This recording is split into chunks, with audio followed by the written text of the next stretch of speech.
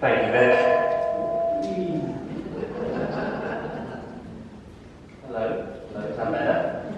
Fantastic. So, this morning I'm going to begin with a question. Do we have anyone here that is an artist, that is good at art? Anyone good at art? Raise your hand. Fantastic. I ask this because I am horrible at art. Genuinely, it's tragic. All throughout school, not very good at it. I've got some great ideas, but as soon as I try to put a pencil to draw a picture or pick up a paintbrush, everything goes downhill from there. Just to give you an idea of how bad at art I am, when I came to my Year 9 options, where you decide what are you going to do for GCSEs, what subjects you're going to take forward, the teacher that I was sat with looked at the list of subjects I could do, saw art, took a pen, crossed it out firmly before I could even say a word. I didn't disagree with him, to be fair. It was by far and away my worst subject. But the thing is, that paintbrush in my hand isn't very useful. But if I were to give that paintbrush to any of you that raise your hands, or if I were to give it to someone like my wife, they could take that paintbrush and they could make something great. You could do wonderful things with it, draw a picture, evoke emotion. In my hand, it's useless. But in an artist's hand, a paintbrush or a pen is worth so much more. And today when we look at Exodus 4, 1 to 4, nice short passage here, a similar thing is happening. That when we hold on to something, it's not worth that much. But when we give it over to God, wonderful things will happen. Before we look into that more deeply, we need to understand the context of what's going on here in Exodus chapter 4. This is still very early on in the book of Exodus. Exodus kicks off with recapping what came before, of talking about Joseph and his technicolor dream coat and all those. It's not a dream coat, it's just a coat of many colours. I had the musical in my head when I said that. And how he was sold into slavery into Egypt, rose up to a high position, and was there to bring the tribes of Israel, the family of Israel, into Egypt. And by the time Exodus kicks off, the people of Israel have been there for quite a while, to the point where they've now grown to a number that the Egyptians in power fear them. So they've been enslaved, they've been subjugated. And part of their subjugation, the Pharaoh commanded that all newborn baby boys were to be killed. But there were Hebrew midwives who feared the Lord more than they did Pharaoh and saved a lot of the babies. We then hear of the birth of Moses, how he's put into that basket, put down the Nile. As Vic mentioned, I have a new baby. It's exciting, it's tiring. And one of the things that we have for him is a Moses basket. We call it a Moses basket because of that story. Moses is taken into the palace. He's raised by Hebrews, but becomes a prince of the land.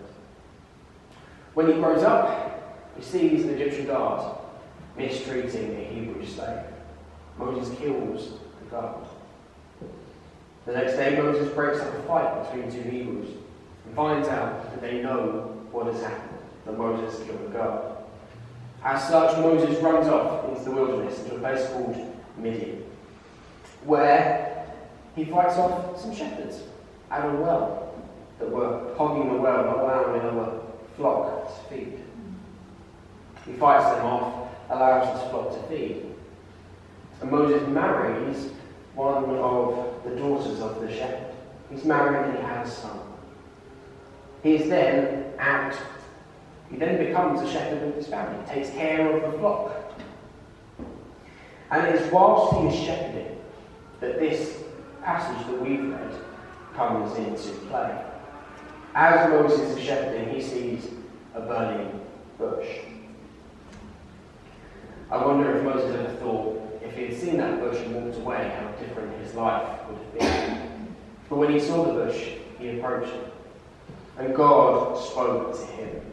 Moses had entered a holy place because that's where the presence of God was. God and Moses have a conversation. God asks who he is. No, Moses asks who God is.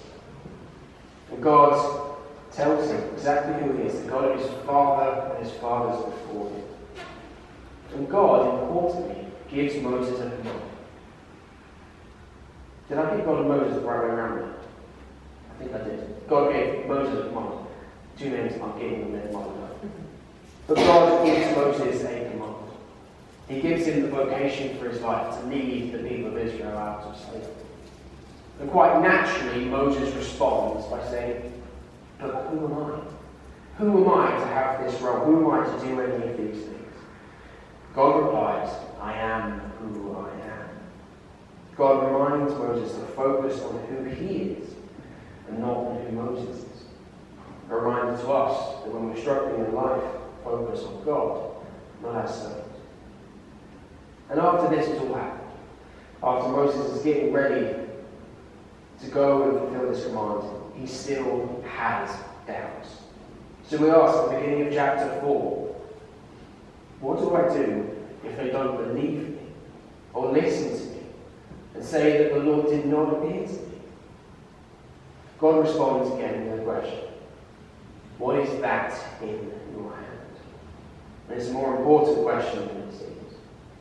Moses tells him that it's a staff. He tells him, and God then tells him to throw it on the ground. As soon as Moses throws that staff onto the ground, it turns into a snake. Moses was scared, but God tells him to pick it back up. And when he does, it turns back into a staff. What then should we make of this miracle that's just happened? Because the staff turning into a snake is a miracle. It's something spectacular that has happened. What do we make of it? What's important to remember is that every miracle is a parable. And every parable is a miracle. Both demonstrate God's power, reveal more about God, and they teach us. So what's the parable from this? What's God revealing about himself? It all starts with the question, what is in your hand? What God asks Moses. And it's important to say at this point, God wasn't asking because he really didn't know what was in Moses' hand. He knew. But he asked him anyway. So what was important about what was in Moses' hand? It was a staff. But more than that, it was a shepherd's staff. It would have had a crook at the top that would have been used for pushing sheep around or for putting around their necks so we could pull them out of brambles and stuff. It was a staff that could be used to fight off wolves or lions. This staff actually represented a lot about who Moses was at this point in his life. It spoke to Moses' job, his identity. It spoke to his income and it spoke to his skills. That staff told Moses, told everyone who he was. He was a shepherd. He looked after sheep. Not an elegant job to do, but it was his. It talked about his income, his resources. Depending on how many sheep he had, how big his flock was, would depend on how rich he was. It was the most common job of the day, being a shepherd, looking after flocks. You could tell how successful or important someone was just by the size of their flock, just how many sheep there were. And it spoke to his skills, spoke to the things that he could do.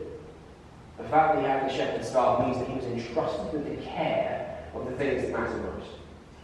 It showed that he was trusted to look after them, provide for them. In Psalm 23, where the psalmist is indicating to us what God does, he also alludes to what a shepherd does. He leads me beside still waters. He leads me to green pastures. A shepherd's job is to ensure that his flock drinks and eats. These were skills that Moses had. But God says, lay on the floor. And as soon as Moses does this, it becomes a stake. A miracle happens. It does this miraculous thing. God's power is shown. As soon as God hands over that staff to them, and then as soon as Moses picks it back up again, what happens? It just turns into a stick again. A stick is just a stick unless you give it to God. The miracle here is that a stick turning into a snake and then back again. But what it teaches us is so much more. When we give our identity, when we give our resources, and when we give our skills to God, it can be used for godly purposes. But when we hold on to them, when we hold on to these things that define who we are, the skills that we have, the resources, when we hold on to them, what are they worth? They're worth nothing. A stick stays just a stick. The challenge to us from this miracle is, are we willing to give our identity, to give our resources, to give our skills to God? Now this was one of 3 miracles, 3 signs that God gave to Moses in his part, to show Moses just how much God was going to look out for him. God was going to protect him, God was going to be with him, as long as Moses gave him everything. Do we have the willingness to give who we are and what we have to God? Are we willing to lay it before God, offer it up to him for his service? Or do we keep it to ourselves? What is our identity? What is your identity? What are your resources? What are your skills? Well, what can your identity be? What is your job? What do you do with most of your time? You could be a doctor, a nurse, someone that you could be a dustman. Whatever it may be, you could be a teacher, a lawyer. You could work in a supermarket.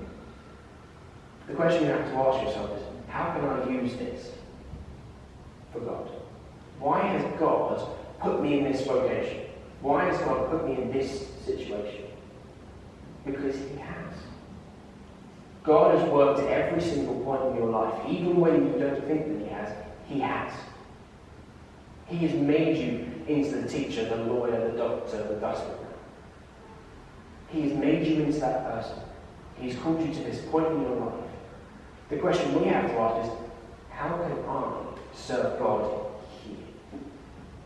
How can I serve God as a teacher, as a lawyer? How can I serve God in my job? It's a difficult thing to think about. And it's a very difficult thing to do. You might be called to this place just to be a Christian there. To be that one person that's different in your place of work. One person that shows grace and humility whatever happens. Even when your boss is yelling at you for something that isn't your fault. Even when you've got deadline after deadline.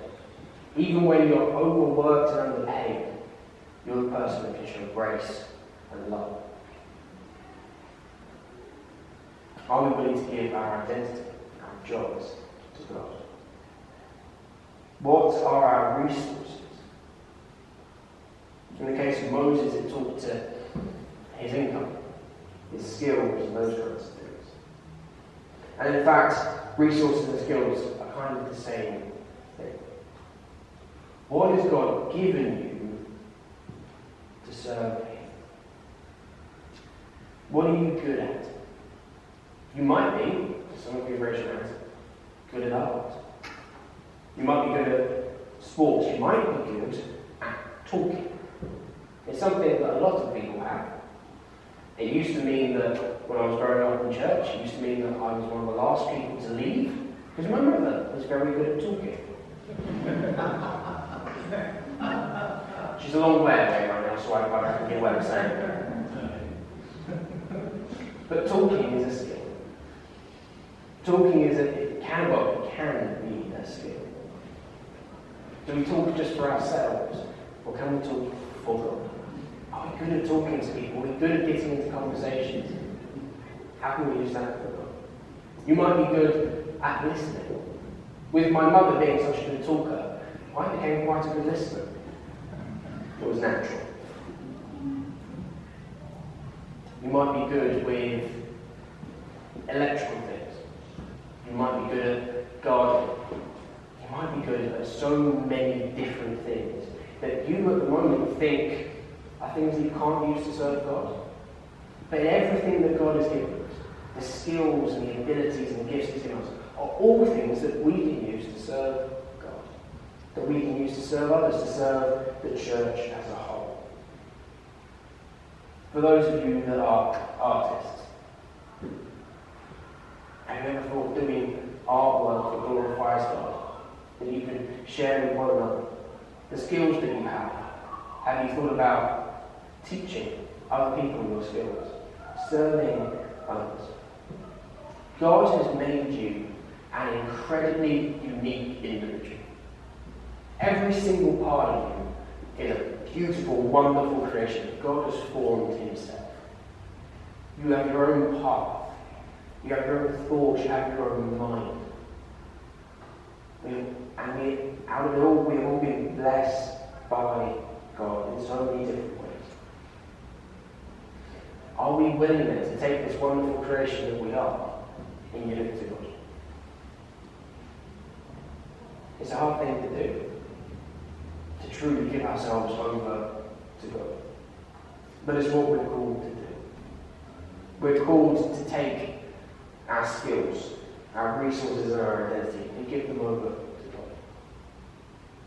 Otherwise, when we hold on to them, they're just like that stick in Moses' hand. Just a stick. Limited in its purpose. At the moment that we hand it over to God, then amazing things will happen. Amazing things can happen. As I previously said, this part of Exodus is all about God reassuring and encouraging Moses that when he goes out in God's name to lead his people, God will be there beside him. Later on in this section, Moses brings up the point that he's not a very good speaker. He's not very eloquent in how he chooses his words. And one of the things that God has called him to do is talk to people. So not only when we give ourselves to God will God take our gifts and make them miraculous, He will ask us and He will push us to do things that we're not good at. Which again is terrible. Because we don't like admitting that we're bad at things. We don't like admitting our shortcomings. But God will again call us to do the things that challenge us, to do the things that scare us. But what's important to remember is that when we do such a thing, God will be with us. God will take our weaknesses and He will turn them into strengths. He may improve our skills. He may also put people around us who complement our skills. But the first thing that we have to be willing to do is give everything to God. Who we are, our personality, our skills. Give it to God. Give it to God. Later on in this service, we're going to come to this table, which is an opportunity for us to give other things to God. When we come to the table, it's an opportunity to bring before God all the things that we've done wrong. It's an opportunity to come and confess the ways that we have failed, the things that we've done wrong, the ways that we've lashed out in anger, the ways that we've been idolatrous, the ways that we have failed. But we have this opportunity to come to the table, to confess everything that we've done wrong, and receive mercy and forgiveness. We're called to give everything to God, the good and the bad. Let us pray. Glorious God, Heavenly Father, we thank you for your word, for your eternal, ever-meaning word that just speaks through the centuries into our lives today.